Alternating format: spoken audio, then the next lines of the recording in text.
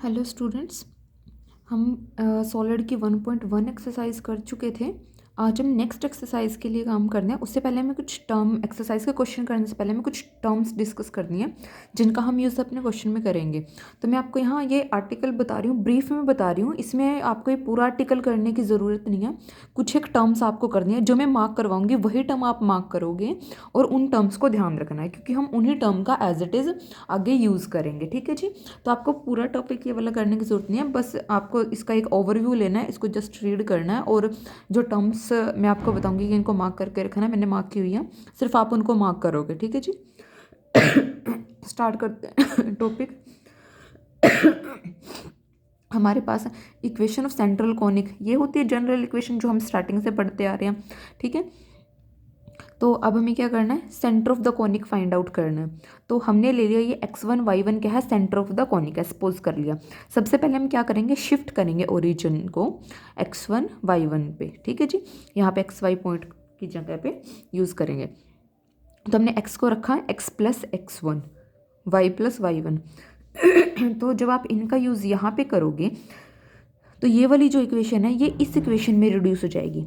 इसको भी मार्क कर लो, इसका यूज़ करेंगे तो ये इस इक्वेशन में रिड्यूस हो जाएगी। अब आगे इन्होंने लिए एक सर्कल की इक्वेशन, कॉन्सेंट्रिक सर्कल की, जो रेडियस आर है। तो ये इस टाइप से कुछ हमारे कॉनिक के साथ कॉनिक्स को कट कर रही होगी। ठीक है, कि पी डैश क्यू डैश, इस तरह से अगर इस टाइप का कॉनिक है तो इस टाइप से कट कर रही होगी। तो वहाँ से जब आपको एक सिंपल सी कैलकुलेशन करनी है, इसकी आपको करने की ज़रूरत नहीं है।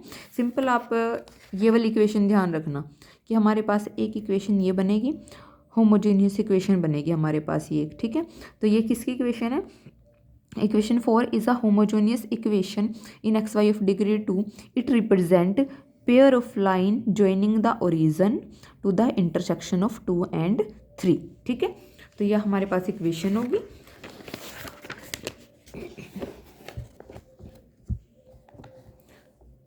तो अब हमारे पास जो नेक्स्ट केस है कि in the case radius of the circle, कि रेडियस ऑफ सर्कल किसके इक्वल हो जाए, either of semi axis of the conic, कि वो उसके कॉनिक के सेमी एक्सिस के इक्वल हो जाए। इस तरह की कोई सिचुएशन हो तो हमारे पास किस टाइप की इक्वेशन बनती है, ये इक्वेशन बनती है। तो यहाँ पे हमारे पास ये इक्वेशन कैसी बनी है, आप देख सकते हो, क्वाड्रेटिक इन आर स्क्वायर। ये जो इक्वेशन आई डायरेक्ट इस इक्वेशन पे आओ कि हमारे पास ये इक्वेशन कैसी बनी है, क्वाड्रेटिक इन आर स्क्वायर बनी है। यहाँ पे देख लो, जब हम क्वाड्रेटिक की बात करते हैं, हमारे पास अगर हम एक्स में क्वाड्रेटिक बोल रहे हैं तो हमारे पास यहाँ पे क्या होता है, एक्स स्क्वायर, यहाँ पे क्या होता है एक्स। अब यहाँ पे क्या है, आर स्क्वायर, और यहाँ पे आर स्क्वायर का स्क्वायर यानी कि R4। तो ये वाली जो इक्वेशन है ये हमारे पास किस में क्वाड्रेटिक आई है, आर स्क्वायर में। और ये जो आपके पास वैल्यूज़ हैं, A B minus H square, A plus B, ये सारी वैल्यूज़ आपको पीछे जो अभी हमने इक्वेशन करी है वहाँ से मिल जाएंगी। ये हमने इक्वेशन की थी अभी। जब हम इस फॉर्म में रिड्यूस करेंगे, आपको जस्ट ये चीज़ पता होनी चाहिए, जब हम इस फॉर्म में रिड्यूस करेंगे तो यहाँ से हमें ए बी मिलेगा, एच बी मिलेगा, बी बी मिलेगा। ठीक है जी। तो हम यहाँ से ये इक्वेशन डायरेक्ट बना सकते हैं।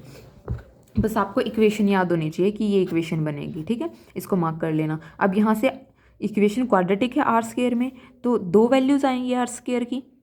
अगर आर स्क्वायर में क्वाड्रेटिक है तो आर स्क्वायर की दो वैल्यू आएंगी। तो हमने ले लिया वो वैल्यू कैसी है, R1 स्क्वायर, R2 स्क्वायर। ठीक है, यहाँ से अगर आप रूट सोल्व करोगे तो वो किसके रूट आएंगे, आर स्क्वायर के रूट आएंगे। ठीक है, और वो आर स्क्वायर के रूट हमने किस फॉर्म के लिए, R1 square, R2 square form के। अब यहाँ से ये वाली चीज़ आप मार्क कर लेना, इनका भी हम आगे यूज़ करेंगे। ये आपको ध्यान रखनी है सारी टर्म्स, कि अगर हमारे पास ये R1 स्क्वायर, R2 स्क्वायर दोनों पॉजिटिव आ जाते हैं तो हमारा जो कोनिक है वो इलिप्स बनेगा। ठीक है, और लेंथ ऑफ मेजर एक्सिस होगी 2R1, माइनर एक्सिस की लेंथ होगी 2R2। बट अगर हमारे पास एक पॉजिटिव आ जाता है और दूसरा नेगेटिव आ जाता है तो हमारा कोनिक कैसा बनेगा, हाइपरबोला बनेगा। और वहाँ पे ट्रांसवर्स एक्सिस की लेंथ जो है वो होगी 2R1, कॉन्जुगेट एक्सिस की लेंथ होगी ये 2 माइनस R2 स्क्वायर। अगर दोनों लेस देन 0 आ जाते हैं तो हमारे पास जो इक्वेशन 1 है वो किसको रिप्रेजेंट करेगी, एम्प्टी सेट को रिप्रेजेंट करेगी। ये जो गिवन इक्वेशन हमने ली थी उस वन इक्वेशन की बात कर रहे हैं। और अगर हमें equation of axis find out करनी है तो उस इक्वेशन ऑफ एक्सिस क्या होगी, आप हमारे पास ये corresponding to values r1 and r2 square of r square, the equation of x is r1 के लिए इक्वेशन ऑफ एक्सिस ये रहेगी, r2 के लिए इक्वेशन ऑफ एक्सिस ये रहेगी। आप देख लो यहाँ पे फ़र्क क्या है, सिर्फ r1 और r2 का, a माइनस 1 में r1 स्क्र एक्स प्लस एच वाई, यहाँ पे क्या आया r2 स्क्र आया। अब ये आपके पास क्या बनेगी, इक्वेशन ऑफ एक्सिस बनेगी। अब हमें किसके कॉरस्पॉन्डिंग निकालने हैं, जो हमारे ओरिजिनल कोऑर्डिनेट थे। तो जो हमारे सिस्टम के ओरिजिनल कोऑर्डिनेट थे वो क्या बनेंगे यहाँ पे देखो, x को रिप्लेस किया x-1 से, y को रिप्लेस किया y-1 से। ये वहीं से आया जो हम सपोज करके चले थे। ये देखो, ये हमने शिफ्ट किया था ना ओरिजिन को। अब यहाँ से कैपिटल X की वैल्यू निकाल लो x-x1, कैपिटल Y की वैल्यू निकाल लो y-y1, ये आएगी। तो ये वैल्यू हम वहाँ पे डायरेक्ट रख रहे हैं। तो यहाँ से हमारे पास जो इक्वेशन बनेगी to the corresponding to the original coordinate, तो वो क्या होगी हमारे पास, ये इक्वेशन आ जाएगी। जस्ट x की जगह पे x-x1, y की जगह पे y-y1 आएगा दोनों जगह, ठीक है। अब इसेंट्रिसिटी क्या होगी हमारे पास कॉनिक की, अगर हमारे पास इलिप्स आता है तो इसेंट्रिसिटी ई इस इक्वेशन से निकाल लोगे, और अगर आता है हाइपरबोला यानी कि एक r1 स्क्वायर ग्रेटर देन 0 दूसरा लेस देन 0 तो इस इक्वेशन से निकालेंगे। लास्ट में देख लो वैल्यू दोनों से मतलब जो अगर जनरल फॉर्मूला रखना है तो ये रख लो, ये दोनों के लिए सेम ही आ रहा है, r1 square minus r2 square under root by में r1, इधर भी सेम ही आ रहा है।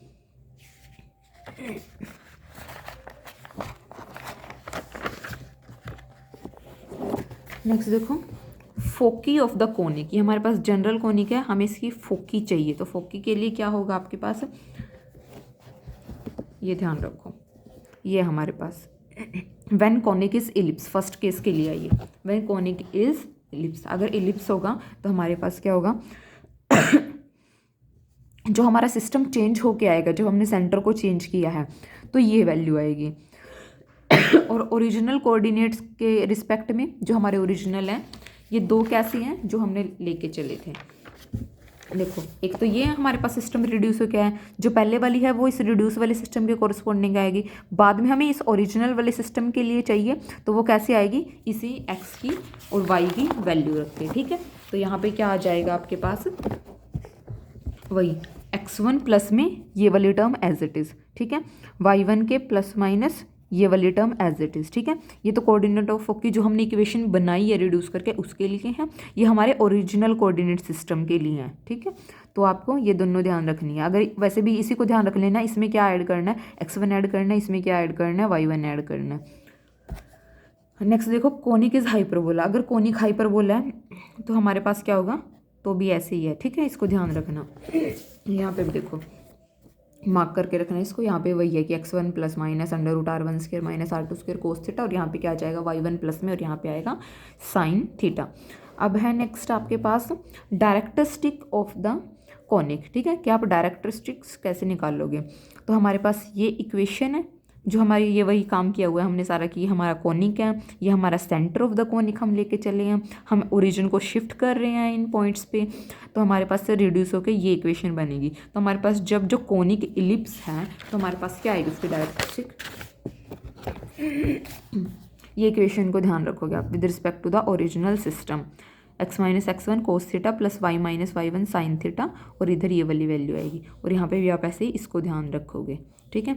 और ये नोट भी मार्क कर लेना कि लेटेस्ट रेक्टम कोनिक की क्या होगी, 2r2 स्क्वायर बाई में r1 स्क्वायर, ठीक है जी। तो जो ये टर्म मैंने मार्क करके यहाँ पे रखी हैं और आपको बताई हैं, इनको मार्क करके रखना, इनको ध्यान रखना, क्योंकि हम इनका क्या करेंगे आगे क्वेश्चन में यूज़ करेंगे एज इट इज। तो पहला एग्जाम्पल करते हैं हम, find the length of the axis, the eccentricity and the equation of the axis of the conic, कि ये हमारे पास कोनिक की इक्वेशन गिवन है, हमें लेंथ फाइंड आउट करनी है, इसेंट्रिसिटी फाइंड आउट करनी है, और equation of axis find out करनी है।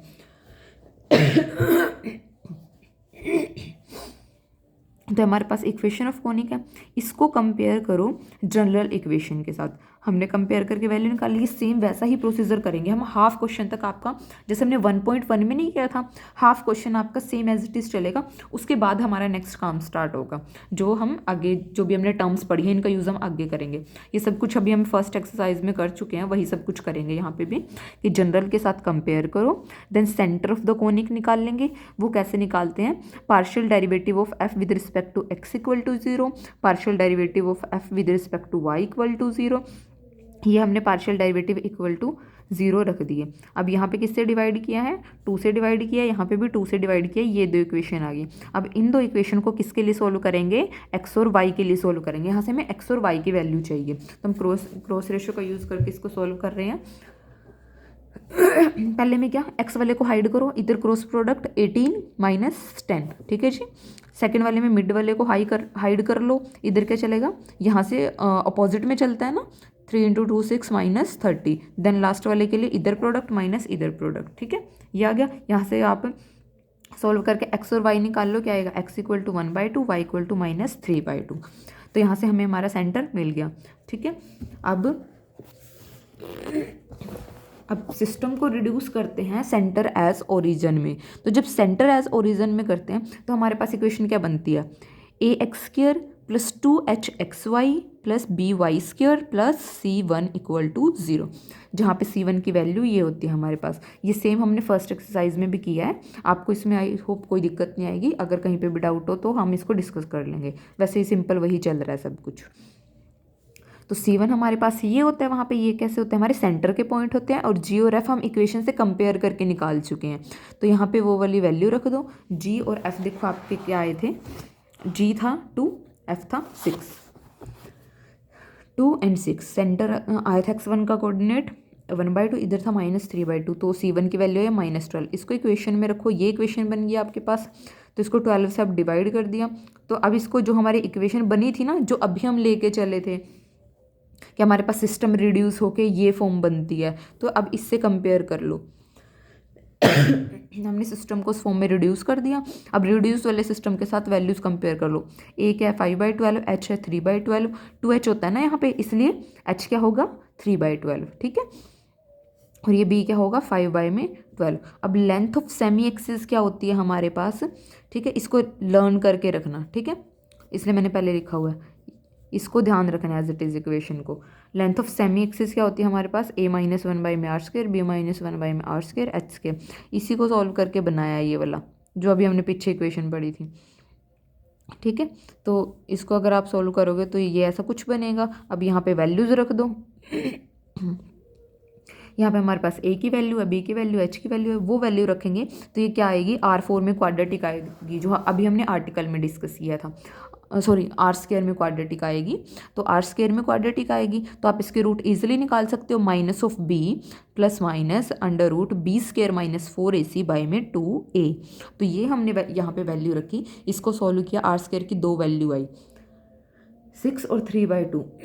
अब दोनों वैल्यू कैसी हैं R² की, ये क्या है R1², ये क्या है R2², ठीक है। ये हमने 2 वैल्यू निकाली, दोनों वैल्यू कैसी हैं, पॉजिटिव है। तो कोनिक कैसा होगा, इलिप्स होगा हमारा। तो R1² R2² मिल गया, R1 निकाल लो, R2 निकाल लो। हमने दोनों वैल्यू निकाल ली। तो लेंथ ऑफ मेजर एक्सिस क्या बनेगी, 2R1, जो हमने अभी पढ़ा था। मैंने आपको बताया था ना कि इलिप्स के लिए लेंथ ऑफ मेजर एक्सिस क्या थी, 2R1। तो ये 2R1 बन गया। Length of minor axis 2R2, तो ये 2R2 बन गया। इसेंट्रिसिटी की इक्वेशन ये थी हमारे पास, ये भी मैंने आपको मार्क करवाई थी अभी। ये इक्वेशन थी इलिप्स के लिए। तो यहाँ पे R1 है, R2 है आपके पास, तो यहाँ पे वैल्यूज रख दो। तो यहाँ पे वैल्यू रखो, ठीक है जी। ये वैल्यू रख दी है, यहाँ से इसको डिवाइड कर दो। तो ये क्या बनेगा, 1 - e² की वैल्यू आई है, e² की वैल्यू निकालो, इसको इधर माइनस कर दो, e² को उधर ले जाओ। तो e की वैल्यू क्या बनेगी, √3y/2। अब इक्वेशन ऑफ मेजर एक्सिस क्या होती है हमारे पास, ये थी R1² के लिए, ऐसे R2² के लिए क्या थी, R2² आ जाता है यहाँ पे। तो इक्वेशन ऑफ मेजर एक्सिस निकाल लो, R1² की वैल्यू है हमारे पास, वो रख दो, a की वैल्यू रख दो। तो इक्वेशन क्या बनी, x + y = 0। अब ओरिजिनल कोऑर्डिनेट की फॉर्म में निकालते हैं। हमें क्या क्या निकालना था वो आप देख सकते हो। हमने लेंथ ऑफ एक्सिस निकालनी थी, इसेंट्रिसिटी निकालनी थी, इक्वेशन ऑफ एक्सिस। हम लेंथ ऑफ एक्सिस निकाल चुके हैं, इसेंट्रिसिटी निकाल चुके हैं, इक्वेशन ऑफ एक्सेस निकालते हैं with respect to original coordinate. अब x plus Y equal to 0 आ गया। ये कौन सा था, हमारा जो सिस्टम रिड्यूस होके आया था उस फॉर्म में बनी है। इसके लिए हमें क्या करना था, ओरिजिनल के लिए x को रखना था x minus x1 y minus y1, ये रखना था। अब यहाँ पे x की वैल्यू मिल चुकी है आपको, कैपिटल Y की मिल चुकी है, तो यहाँ पे वैल्यू रख दो और ये आपका क्या आ गया, equation of major axis. Equation of minor axis में क्या आ जाएगा, r² आ जाएगा। ऐसे ही वहाँ पे रखेंगे तो क्या x माइनस वाई 0, x की वैल्यू है आपके पास, y की वैल्यू है, तो ये हमारे पास क्या आ गया, इक्वेशन ऑफ एक्सिस आ गई। ठीक है, मेजर एक्सिस भी आ गया, माइनर एक्सिस भी आ गया। तो आज वाले लेक्चर में इतना ही करते हैं। इस एग्जाम्पल को ध्यान से पढ़ना, क्योंकि अगर एक का पैटर्न आपको समझ में आ गया कि कैसे कैसे करना है तो आगे वाले भी आपको आसानी लगेंगे। और इसमें भी हमने कुछ ज़्यादा अलग नहीं किया, सिर्फ हमने जो फॉर्मूले पढ़े थे उनका सिर्फ हमने डायरेक्ट यूज़ किया। बस आप उनको ध्यान रखना कि किस वाले केस में क्या आ जाता है, उसको ध्यान रखना, फिर आगे एग्जाम्पल आसानी से हो जाएंगे आपके। ठीक है, इसको देख लेना, कोई डाउट हो तो हम उसको डिस्कस कर लेंगे।